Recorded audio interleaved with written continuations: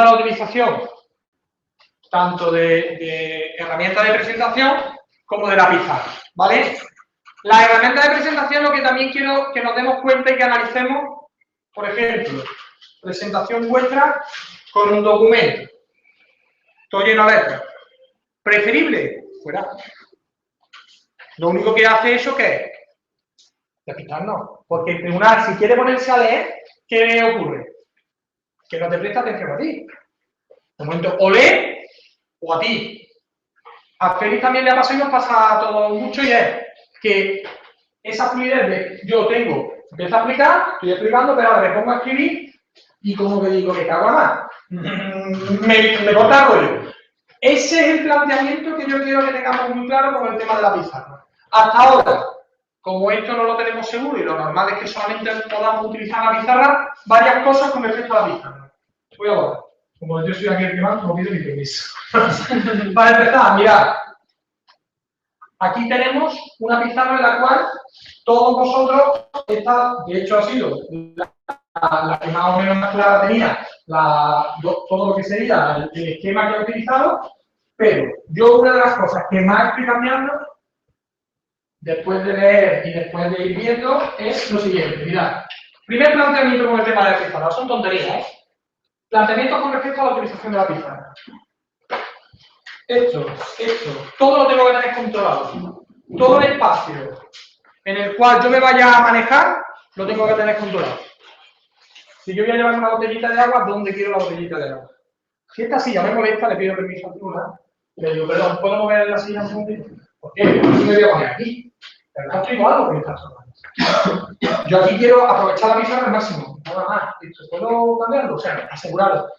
Que no quede ni una gota. O sea, que esté perfecta la pizarra porque es el refuerzo visual que van a tener el tribunal con vuestra presentación. Entonces, primer planteamiento, espacio vital. Yo tengo que tener muy claro que ese espacio lo tengo que tener controlado. Eso en primer lugar. En segundo, la pasada a ver las tizas. Tiza más grande, se me corta, yo tengo todas esas tonterías, son tonterías que yo tengo que tener ajustadas. Entonces, un tamaño de la tiza que me permita escribir bien, pero que no se me corte, que no se me falta. Tema del ruido. Pues todo eso son tonterías que también hacen que a mí en un momento determinado me genere una situación de ansiedad. Que me cago en la mano. Entonces, yo llego, me gesto, ya lo que hago, pulir un poquito y ya se acabó el ruido. ¿Vale?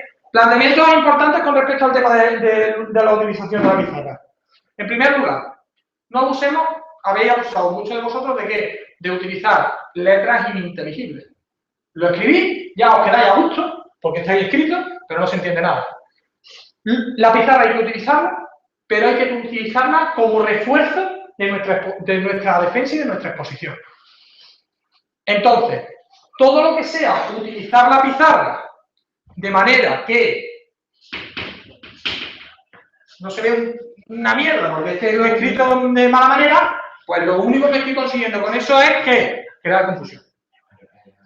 Hago justo lo contrario del efecto. Entonces, yo una de las cosas que al principio se planteaba, y lo hemos hecho en esta academia, es que las pizarras fueran una especie de resumen de por dónde íbamos, o sea, de que vayamos poniendo las palabras clave de cada cosa. Yo abogo cada vez más por el tema visual que por la letra escrita. Lo acabáis de comprobar vosotros con la exposición que han hecho Maridalle y Ana. Habéis visto que pinchaba en un simbolito que era el sistema muscular y se veía perfectamente el sistema muscular. Sin embargo, cuando utilizamos simplemente un simbolito que no sabemos ni qué es, no es lo mismo que cuando hay una imagen que dice, no, es que me resulta mucho más claro que yo le pincho y es que se ve un músculo. Y ya sé que está hablando del aparato del sistema muscular. Entonces, para empezar, ese tipo de cosas que también lo veamos aquí. Las relaciones. Ha habido una explicación que ha hecho, no sé, una de las dos, con respecto al síndrome, en este caso, a la ley de Sudarno, o el principio de Sudarno, que dice, bien, yo marco, pero esta línea no es una línea que se queda aquí para los restos, es una línea que varía en función de qué, del trabajo, del desarrollo de la condición física. Entonces, estos estímulos no son siempre los mismos. Sin embargo, eso me ha quedado claro de forma visual.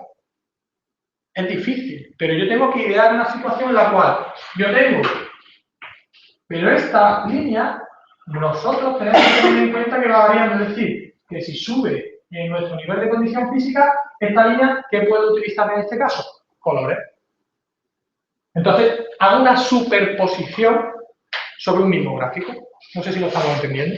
Entonces, yo tengo un gráfico inicial y luego sobre ese gráfico superpongo. Entonces dices, vale, pues ahora lo que hacemos es que resulta que, y sobre todo otra de las cosas importantísimas, cuando vayáis a plantear aspectos teóricos que en la programación dinámica también los hay, relacionarlos con temas prácticos, porque si no, escucharos, cuando soltáis rollos teóricos, aburrimos.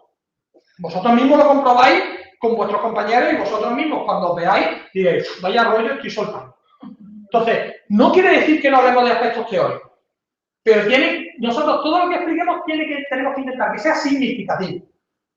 Y no simplemente explicar el principio de Suano, magnífico, pero además, si yo lo relaciono con aspectos reales de la práctica del marco escolar, va clavado. Entonces, aquí nos ponemos con una situación. Vamos a poner el ejemplo de nuestro alumno de segundo de la ESO.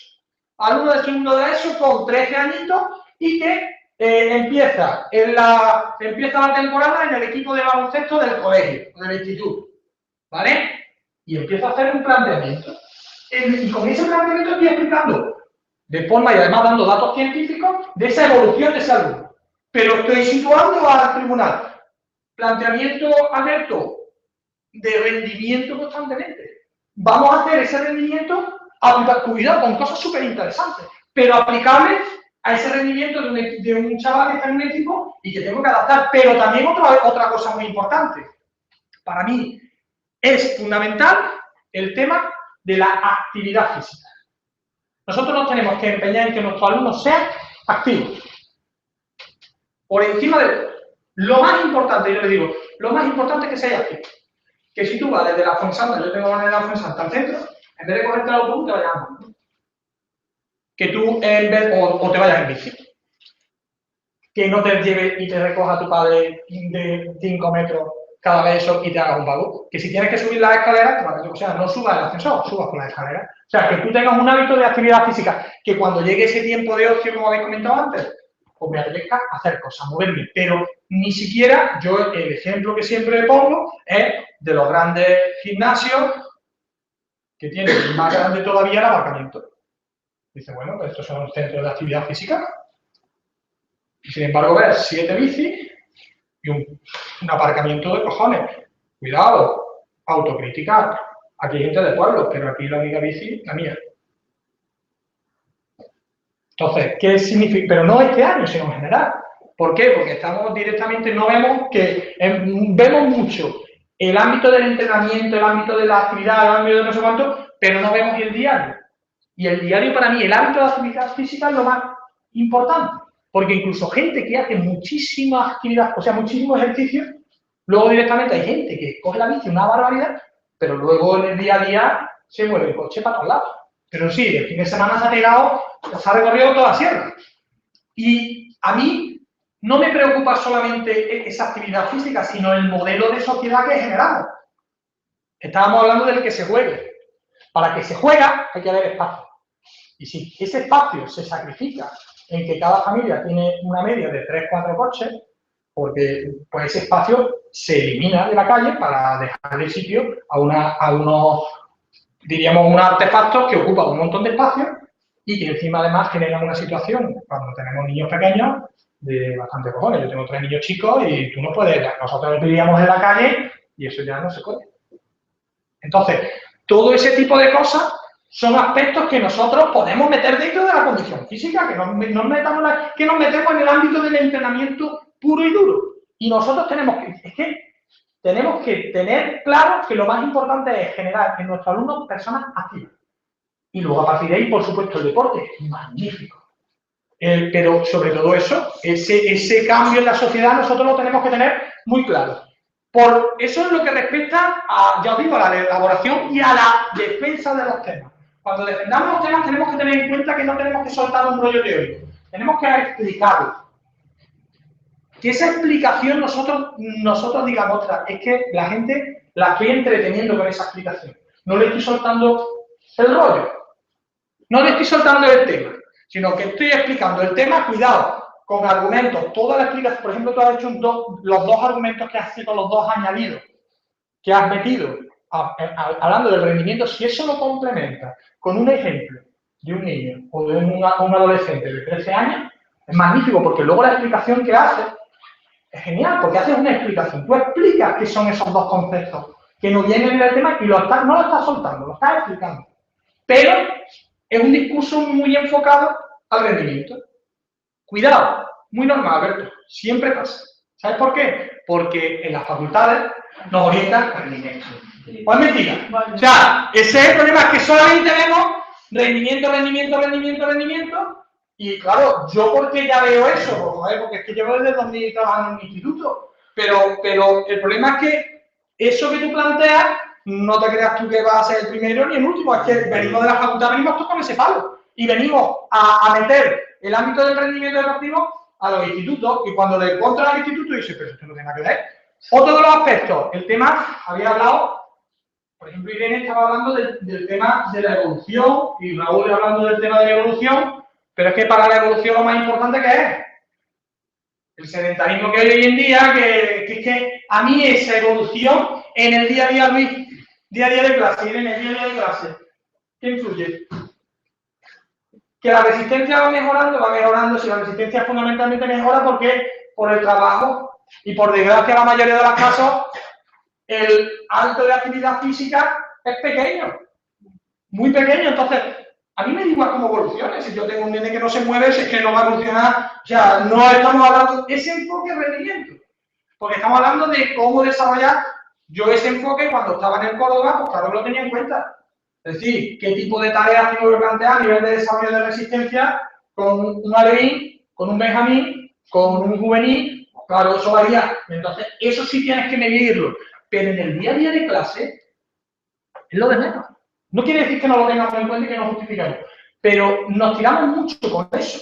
Cuando eso en la realidad escolar es hablado. Bueno, tenemos que tener en cuenta el principio de individualización porque si tenemos uno con armas no, tenemos que tener en cuenta el principio de individualización ya no desde el punto de vista genético, sino del hábito de actividad física que tiene esa persona. ¿Cómo voy a plantear yo lo mismo a una chica con 98 kilos que no se mueve, a una chica que está jugando a balonmano y no para?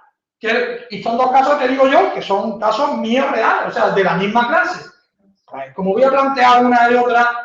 Y son dos realidades completamente distintas. Ya no la genética, sino el hábito. Entonces, eso tiene que estar mucho más impregnado dentro de los temas. Más cosas con respecto al tema de la pizarra.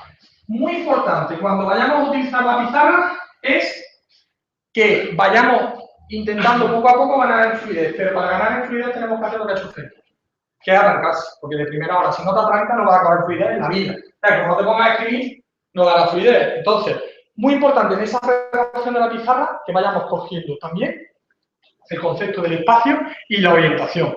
Si yo tengo esto aquí, como he dicho, yo estoy aquí, pero yo siempre pongo el mismo ejemplo en esto del baloncesto y balonmano. La de pivota. Yo no puedo, yo tengo que intentar en la medida posible darle al tribunal la espalda lo menos posible. Yo tengo que intentar siempre y yo no puedo empezar escribiendo. Pues si empiezo escribiendo ya le estoy dando la espalda. Yo siempre pongo el ejemplo de primer minuto de exposición, minuto de oro. Yo tengo que empezar a vender, no de empezar a soltar el rollo. Y eso va trasladado a la introducción. Olvidar las introducciones teóricas, hacer introducciones interesantes, que llamen la atención del tribunal. Entonces, yo lo primero que hago, nada más, es presentarme y decir algo que llame la atención. ¿Os acordáis la semana pasada que hizo Manolo, no? Con el 69. Pues eso mismo, en vez de un 69, es decir, yo tengo que llamar la atención de alguna manera. Y para eso hay varias fórmulas. Desde la utilización de como antiguamente solo hacían en las casetas de las facultades, te ponían en grande sexo y luego debajo te vendían lo que sea, pero ya tengo una cosa que ya la gente se va a parar. Pues a nosotros tenemos que buscar algo que llame la atención. Ese algo puede ser que en un momento determinado yo sin presentarme ni nada, me pongo a dibujar y claro, ¿qué estoy generando con eso? Incertidumbre, ¿no? Diciendo, hostia, ¿qué haces? Estoy cambiando el palo. Yo de pronto ni me presento. Fijaros que siempre decimos, hay que presentarse. Pues ahora lo digo, oh, no. Tú llegas, te quedas así callado o te quedas callado. Y te quedas mirando. Y te quedas callado y te quedas mirando. Y dices, claro, ¿y qué hace el tribunal? Entonces, buscar algo, cada uno, o sea, a mí se me está ocurriendo, a medida de eso se me ocurren mil cosas. Te quedas callado, te quedas mirando, te quedas así. Pero eso sí, tiene que tener un sentido que te quedes callado. No va a decir, no, ya te llama la atención, pero el 69 era porque quería empezar vinculándolo con una serie de cosas y al final tenía sentido. Porque está hablando del inicio de Internet, que era el enlace que iba a desarrollar. Pues aquí pasa lo mismo. Yo puedo quedarme dibujando, me quedo callado, o puedo llegar y de pronto decir, ¡claro! Y pego 3 palmas, pero tengo que darle sentido. Si yo pego 3 palmas y decir, no, es que es para llamar la atención, ya, bueno, que puta, me has pegado un susto que no sirve para nada. Entonces, ese es el concepto primero de pizarra. Segundo, lo que vayamos a plantear, repito lo de antes, no esto. Y otra vez, no. Fluidez a la hora. Para eso es muy importante el orden. El saber muy claro desde el principio lo que vamos. Cuando vayáis a utilizar la pizarra, no me vale que vengamos a utilizar la pizarra sin saber para qué la vamos a utilizar. Entonces, lo que vayáis a escribir, que sea claro. Pero sobre todo, ¿qué principio has dicho tú que tiene, que influye, o sea, que de una sesión a la otra? Interconexión o sucesión. Las dos me valen. Tanto una como otra me vale para esto. Exactamente lo mismo. Es decir, yo no puedo empezar a ir escribiendo una cosa, otra, y ahora me ha tocado esto, y ahora no. Tiene que haber una fluidez en toda la exposición. Y eso, esa interconexión entre una y otra, básico. Entonces, para eso, estaba hablando antes de lo del pivotar. Yo cuando escriba, tengo que escribir, y si voy a ir escribiendo, no puedo tapar lo que escribo, salvo que quiera tapar lo que escribo. Es decir, yo llego y empiezo, bien, pues vamos a trabajar con un grupo de cuarto de la ESO, en el cual, ¿habéis visto? Me da la espalda, no, me he puesto a poner, sí, en un grupo de cuarto de la ESO en el que ya estoy tardando un montón en girarme, en darme la vuelta, ya estoy tardando. Entonces, el concepto es, si yo quiero darle fluidez, escribo y fijaros lo que he hecho. Y sigo. No me tengo que dar la vuelta. Entonces, el juego de pie aquí, como en los deportes, portero es importante, juego de pie es fundamental. Cuando no te vas rápido, ya pues ese movimiento, nosotros somos de educación física. Para esto es básico. Esa fluidez. Yo tengo que controlar todo el espacio y el tiempo. Puedo acercarme, si me acerco al tribunal, ¿qué estoy haciendo ya? Captar la atención. Si estoy todo el rato cerca del tribunal, está diciendo el tribunal, tío, que te da, que me estás agobiando. Tengo que manejar, o sea, yo tengo que, en una exposición tengo que buscar y tengo que generar ese tipo de cosas. Y eso es muy importante que lo tengamos en cuenta. Pero repito, todo lo que hagáis con la pizarra que tenga un sentido. Vuelvo a decir, yo o puedo hacer así, pero a lo mejor llego y me quedo un rato aquí dibujando algo. Y está el tribunal diciendo, ¿usted qué hace? Y de pronto digo, y entonces tiene sentido. Entonces, todo lo que vayáis a plantear durante el trabajo que vayáis a desarrollar en una pizarra tiene que tener un sentido. Siempre. Siempre. Entonces, esto hay que manejarlo. Ya empezamos a manejar el tema de las presentaciones, pero si os dais cuenta también en las presentaciones no podemos sacrificar nuestra fluidez por estar pendientes de que esto no va, no. Si no vaya, irá. Yo paso y sigo. Es más, yo aconsejo una cosa. Si vamos a utilizar el iPad aquí, explico, tal, no sé cuánto, pum. ¿Por qué? Porque si yo tengo el iPad en la mano, ¿qué pasa? ¿Qué parece? Claro, no, que tú es muy importante el lenguaje corporal. Aunque, también os digo una cosa, habéis manejado el iPad con mucha naturalidad, no ha limitado, no un iPad pequeño, que sirve para ir manejando, pero aún así no te deja de todo estar cómodo. Entonces, tampoco hagáis presentaciones para lo que, si pudiera hacer, que lo vaya lastrando tanto. O sea, yo tengo que tener más tiempo de exposición. ¿Vale? Entonces, ahí yo puedo dejar aquí el iPad para no sé cuánto, marco, pero no tengo que ir marcando cada punto, salvo que esa presentación me sirva a mí, en mi caso, para estudiar. Para decir, hostia, pues que yo aquí me voy a parar. Pero también os digo lo de siempre, cuantas más puntitos tenga, más lento acelera, más lento genera, y cuanto más pequeñito sea el punto, más jodido es darle y más te va a tirar. Entonces, todos esos conceptos son los que yo quiero que ya tengamos en cuenta. Por eso os decía, quiero 10 minutos que eso lo tengamos claro. Porque sobre esa base vamos a seguir trabajando. Pero repito, el tema de la pizarra, saber utilizar bien la pizarra, es muy complicado. Muy complicado. Pero sobre todo, ya os digo, lo que escribáis que tenga sentido. Por ejemplo, en una programación, ¿tiene sentido poner la palabra introducción? ¿Qué nos aporta la palabra introducción? Nada, es decir, todas las palabras que nosotros pongamos que tengan un sentido, pero tienen que tener sentido las flechas que nosotros hagamos, los gráficos que utilicemos, y siempre que sea posible, no borrar. ¿Por qué? Porque es verdad que la pizarra no deja de ser una guía para el tribunal. De vez en cuando se puede despistar y de pronto dice, ¿por dónde voy? Ah, mira, va por aquí. Tiene que servir de guía.